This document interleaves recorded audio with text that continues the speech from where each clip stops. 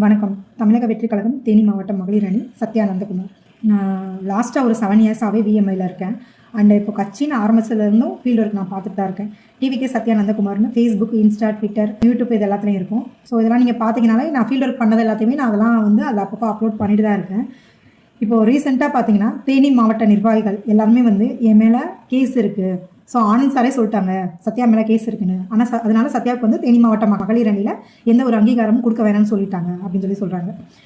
இது எதனாலன்னு பார்த்தீங்கன்னா தேனி மாவட்ட செயலாளர் லெஃப்ட் பாண்டி மற்றும் பிரகாஷ் இவங்க 2 பேரும் பார்த்தீங்கன்னா சொந்தக்காரவங்க தான். இவங்க 2 பேருக்கும் சொந்தக்கார பொண்ணு தான் அந்த அஜிதா தேவேந்திரன். ஸோ அவங்கள வச்சு நல்லாவே கேம் ப்ளே பண்ணுறாங்க.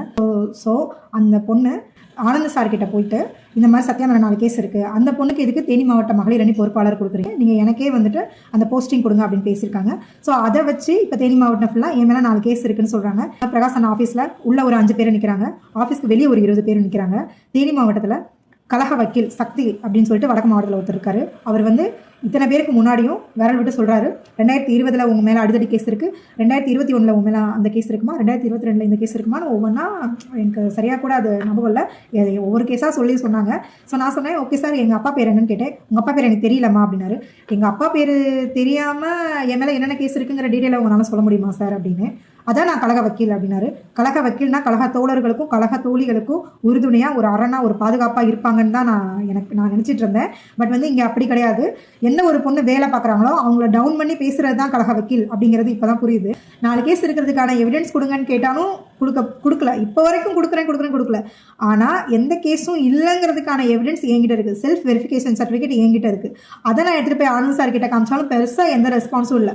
சார் இந்த மாதிரி தேனி மாவட்டத்தில் இருக்கிற எல்லாருமே என்னை வந்து இப்போ தப்பாக பேசுகிறாங்க சார் அப்படின்னு சொல்லிட்டு நான் கேட்டேன். அவர் வந்துட்டு உடனே கால் பண்ணி, என்னம்மா எந்த ஒரு தப்பும் இல்லாத ஒரு பொண்ணு மேலே எப்படிமா இவ்வளோ பெரிய குற்றத்தை நீங்கள் வச்சிங்கன்னு கேட்கலாமே, ஆனால் எதுவுமே கேட்கலையே. ஏன் கேட்கல? என் வேலையே எனக்கு பெருசாக இருக்குன்னு சொல்லிட்டு போகிறாங்க அப்படின்னா நாளை பின்ன அப்போ நாங்கள் யாருக்காக வேலை பார்க்கணும்? அப்போ வேலை பார்த்த இங்கே இருக்கிறவங்களுக்கு என்ன அங்கீகாரம்? அசிங்கப்படுத்துகிறாங்க. எந்த இடத்துல போய் நியாயத்துக்காக நின்னாலும் உழைச்சவங்களாம் அசிங்கப்படுத்துகிறாங்க. உழைச்சது தப்புங்கிறாங்க. எதுக்கு நீ இவ்வளோ வேலை பார்த்த? ஏன் ஆக்டிவாக இருந்த? ஏன் தலைமை வரைக்கும் தெரியுது ஒன்று? இதுதான் இப்போ கேள்வி. இப்போ இருக்கிற பிரச்சனை அதுதான். அட்மின் ஜெகதீஷ் ஆனால் என் பர்த்டேக்கு விஷ் பண்ணார், நீ வந்துட்டு நல்லா ஒர்க் பண்ணுறமான்னு விஷ் பண்ணார். இப்போ அதுதான் பிரச்சனை. நாளை பின்ன வந்து நான் வேலை பார்க்குறது தளபதி அங்கீகரிச்சாலே அது தப்பு தானா? அப்போ நாங்கள் யாருக்காக வேலை பார்க்குறோம்? அந்த தளபதிக்காக தான் நாங்கள் வேலை பார்க்குறோம். தளபதிங்கிற முகத்துக்காக தான் வேலை பார்க்குறோம்.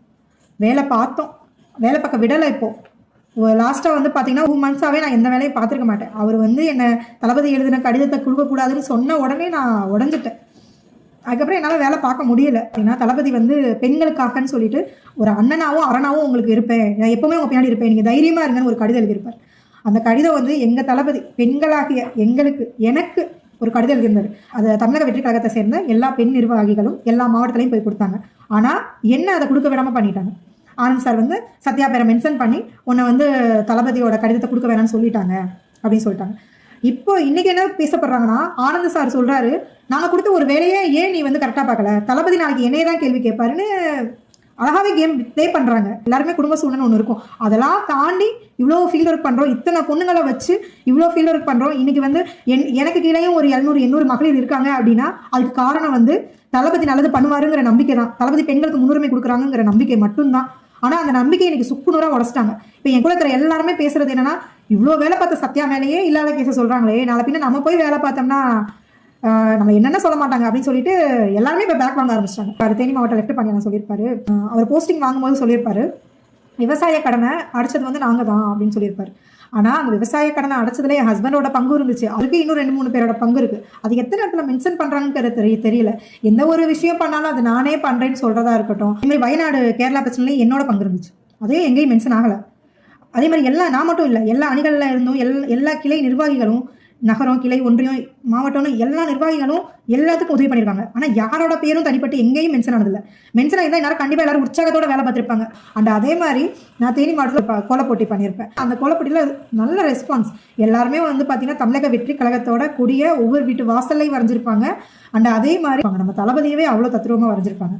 ஸோ அந்த கோலப்போட்டி நடந்துட்டு இருக்கும்போது லெஃப்ட் பாண்டியை நான் கால் பண்ணி சொல்கிறார், இந்த கோலப்போட்டியை வந்து நான் சொல்லி தான் நீ பண்ணேன்னு சொல்லு அப்படிங்கிறாங்க. ஒரு பொண்ணோட உழைப்பை திருட்டுறதுலாம் போஸ்டிங்கிறது வந்து ஒரு அங்கீகாரம் தான். அது வந்து யாரையும் தரக்குறைவாக பேசி இன்னொருத்தவங்க வந்து மேலே வரணுங்கிறது கிடையாது. அந்த சொந்தக்காரவங்களுக்கும் அந்த ஒரே ஜாதிக்காரவங்களுக்கும் மட்டும்தான் இங்கே அங்கீகாரம் கொடுக்குறாங்க. உழைக்கிற யாருக்குமே வந்துட்டு எந்த ஒரு முன்னுரிமையும் இங்கே கிடையாது. தளபதிக்கு கண்டிப்பாக இந்த விஷயம் தெரியவே தெரியாது, துளி அளவும் தெரியாது. அவங்களுக்கு அங்கீகாரம் வேணுங்கிறதுக்காக என்னை கஷ்டப்படுத்தி காயப்படுத்தி என்னை தப்பாக சித்தரிக்கிறாங்க, என்னை ரொம்பவே தப்பாக பேசுகிறாங்க. இன்னைக்கு பதவி வேணுங்கிறதுக்காக ஒருத்தவங்கள தப்பாக பேசி உள்ளே போகிறாங்கன்னா நாளைக்கு பதவியை தக்க வச்சுக்கிறதுக்காக என்ன வேணால் பண்ணுவாங்க. இவங்களாம் மக்கள் சேவை பண்ணுவாங்களாங்கிற நம்பிக்கை எனக்கு சுத்தமாக இல்லை. அது மாதிரி மாவட்ட செயலாளர்கள் எல்லாருமே வந்து அவங்களோட சொந்தக்காரங்கிற தைரியம் மட்டும்தான் அப்படிங்கிறத நான் அடித்து ஆணித்தனமாக நான் சொல்லுவேன். அப்போ வந்து தளபதிக்காகன்னு வந்தவங்க, தளபதியை நம்பியே தளபதிக்காகன்னு வந்து வேலை பார்க்குற அப்புறம் எங்களை மாதிரி ஆளுங்களோட நிலைமெல்லாம் ஆரம்பத்துலேருந்து 7 வருஷமாக உள்ளே இருக்கிற எங்கள் நிலைமை, கட்சின்னு சொன்னவனே வேலை பார்த்த என்னோட நிலைமை, நான் நல்லது பண்ண வந்தேன், அது எனக்கு உள்ள போஸ்டிங் கிடைக்கலன்னா நான் பரவாயில்லன்னு வெளியே போய் மக்களுக்கு நல்லது பண்ணிட்டு தளபதியோட பேரை வச்சு என்னால் என்ன பண்ணணுமோ அதை நான் வெளியே போய் கண்டிப்பாக நான் மக்களுக்கு சேவை பண்ணுவேன். மக்களுக்கு சேவை பண்ணணுங்கிறது என்னோட லட்சியம். அது தளபதியோட வழியில் போய் சேவை பண்ணுறது என்னோட கனவு. அதை நான் வந்து தமிழக வெற்றி கழகத்தில் இருந்தால் மட்டும்தான் பண்ணணும்னு கிடையாது. நான் வெளியில் போய் தளபதி விஜய் மக்கள் இயக்கங்கிற பேரில் கூட நான் நல்லது பண்ணலாம், நான் பண்ணுவேன். ஏன் நீ வேலை பார்க்குற, ஏன் இவ்வளோ ஆக்டிவாக இருக்க, ஏன் எல்லாருக்கும் போய் சேவை பண்ணுறேன்னா என்னை வெளில வந்ததுக்கப்புறம் யாராலையும் தடுக்க முடியாதுல்ல. கட்சின்னு ஆரம்பிச்சதுலேருந்து நம்ம தளபதிக்காக இனிமேல் நான் தான் நிற்கணும். எங்கள் தளபதி வராரு, என் தளபதிக்காக எங்கள் தளபதிக்காக நாங்கள் நிற்கணும். அவர் மனசு எங்களுக்கு நல்லா தெரியும். மக்களுக்கு நல்லது பண்ணுறதுக்கும் மக்களுக்கு சேவை பண்ணுறதுக்கும் மக்களுக்காகவே வரக்கூடிய ஒரே தலைவன் தளபதி, அது எனக்கு தெரியும். இப்போ இதை நான் பேசுறது வந்து தளபதி கிட்ட மட்டும்தான் நான் கொண்டு போகணும்னு பேசுகிறேன். இதை வந்து யாருமே தளபதியை தரம் தாழ்த்தி யாரும் எடுத்துக்காதீங்க. இது வந்து கண்டிப்பாக நான் தளபதிக்கு வைக்கிற ஒரு கோரிக்கை, ஒரு ரெக்வெஸ்ட். அவரை தான் உள்ள இவ்வளோ விஷயம் நடக்குது, தளபதிக்கு காதுக்கு போகாது, தளபதிக்கு தெரியாதுங்கிற தைரியத்தில் தான் இந்த எல்லா விஷயமும் பண்ணிட்டு இருக்காங்க. நான் போஸ்டிங் வேணும்னு நினச்சேன்னா இந்த விஷயத்தை நான் வெளில கொண்டு வரவே மாட்டேன். எனக்கு போஸ்டிங் கிடைச்சா போதும். ஆனந்த் சார் அப்படி தான் சொன்னார். என்னம்மா நான் போஸ்டிங் கொடுக்குறேன் அப்படிங்கிற மாதிரி பேசுகிறாங்க. போஸ்டிங் கொடுத்ததுக்கப்புறம் என் பேர் சரியாகிடும்னு நினைக்கிறீங்களா? இன்னைக்கு சொந்தக்கார பொண்ணு தான் வரணுன்றதுக்காக மாவட்ட செயலாளர்கள் எல்லாரும் சேர்ந்து அந்த சொந்தக்கார பொண்ணை வச்சு கேம் ஆடி எந்த ஒரு எவிடன்ஸும் இல்லாமல் சென்னை வரைக்கும் அனுப்பி என் மேலே 4 கேஸ் இருக்குன்னு சொல்லி இப்போ தேனி மாவட்டம் ஃபுல்லாக அசிங்கப்படுத்துறவங்க, நாளைக்கு நான் போஸ்டிங் வந்ததுக்கப்புறம் நான் நின்னா குத்தம், நடந்தா குத்தம், உட்காந்தா குத்தம், ஏன் இந்த தெருவில் போய் வேலை பார்த்தேன், ஏன் அந்த தெருவில் போய் வேலை பார்த்தேன் அப்படின்னு சொல்லிட்டு என்னை வேலை பார்க்க விட மாட்டாங்க. என்னை வேலை பார்க்க விட போகிறதும் இல்லை, நான் வேலை பார்த்தாலும் அதில் குத்தம் கண்டுபிடிக்காமல் இருக்க போகிறதும் இல்லை. ஸோ அதனால எனக்கு இந்த போஸ்டிங்கும் தேவையும் இல்லை. என்னை இவ்வளோ தூரம் குற்றம் சாட்டி ஊரே பேசும்போது என் மனநிலைமெல்லாம் நம்ம ஏன்டா இருக்கோம் அப்படிங்கிற மனநிலைமைக்கு ஆளாக்கிட்டு அதை ஒரு கொஞ்சம் கூட பொருட்படுத்தாமல் அதற்கான தீர்வு சொல்லாத போது எனக்கு எந்த ஒரு நியாயமும் இனிமேல் இங்கே இருக்கிற யார்கிட்டையும் கிடைக்காதுன்னு எனக்கு தெரிஞ்சிருச்சு. ஸோ இதுக்கு எல்லாமே வந்து நான் தளபதி கிட்ட மட்டும்தான் எனக்கு சொல்யூஷன் கிடைக்கும் நான் நம்புறேன். இது எல்லாமே தளபதியோட பார்வைக்கு போகணும். இதனால வந்து கண்டிப்பாக ஒரு சொல்யூஷன் எனக்கு மட்டும் இல்லை எல்லா மாவட்டத்திலையும் கிடைக்கும் அப்படின்னு நான் நம்புகிறேன். நன்றி.